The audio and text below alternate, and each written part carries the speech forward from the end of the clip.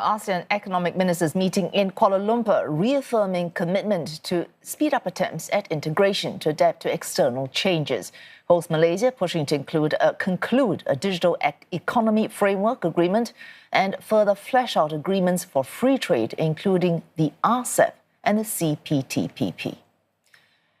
And for more, CNA senior correspondent Melissa Goh joins us live from Kuala Lumpur. Melissa, you have spoken with Malaysia's Investment and Trade and Industry Minister. Of course, Malaysia, he's also the chairperson of this meeting of ASEAN economic ministers.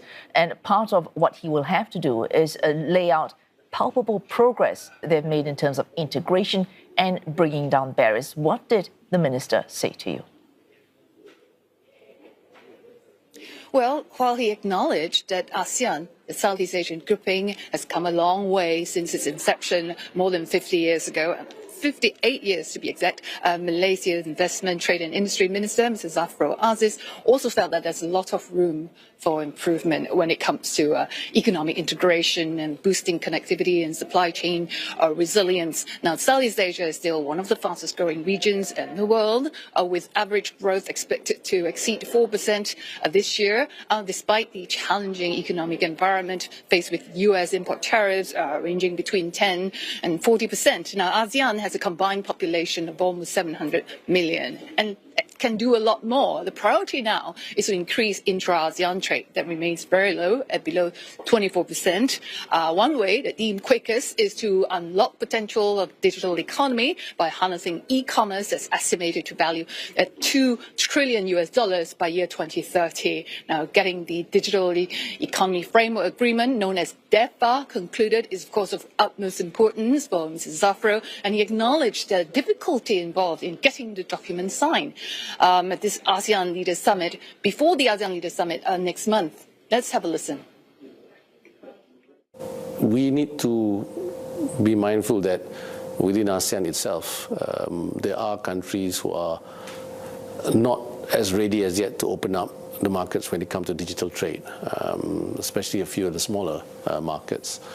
So we have discussed and we should be more flexible to look at a model where it can be a hybrid model, to look at having different tiers when it comes to DEFA.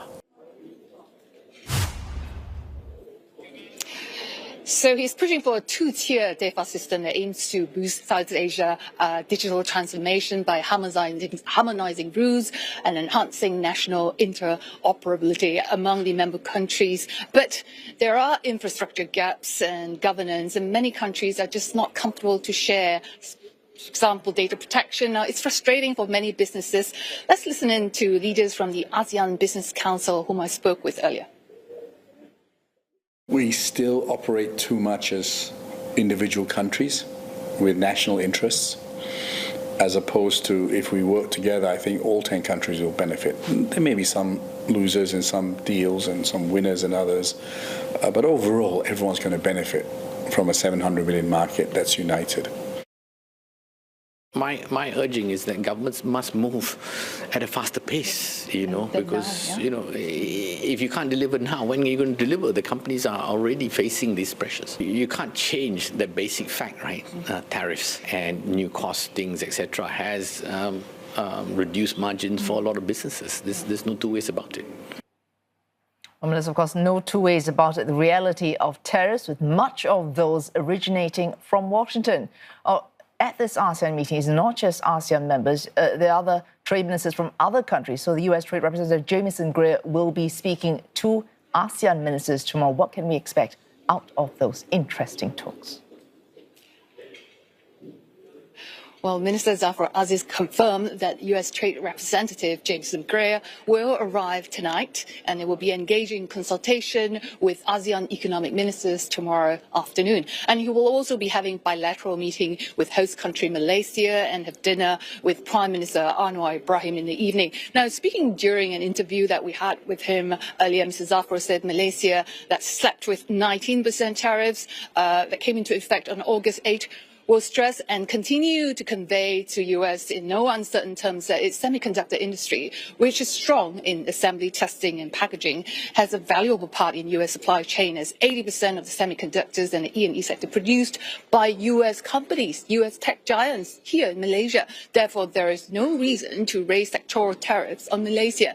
Now, semiconductors is, currently exempted from tariffs. Now, apart from that, Mr. Zafro also said that there will be a meeting of RCEP, dialogue partner, which is the ASEAN-led regional comprehensive economic partnership backed by China and 4 other dialogue partners to deepen linkages and cooperation and to offset the effects of US tariffs and the loss of US as #1 market. He also announced that ASEAN will be engaging with CPTPP dialogue partners on November 20th as ASEAN seeks to balance the interests between US and China. Thanks. CNA's senior correspondent Melissa Go reporting live for us there from Kuala Lumpur.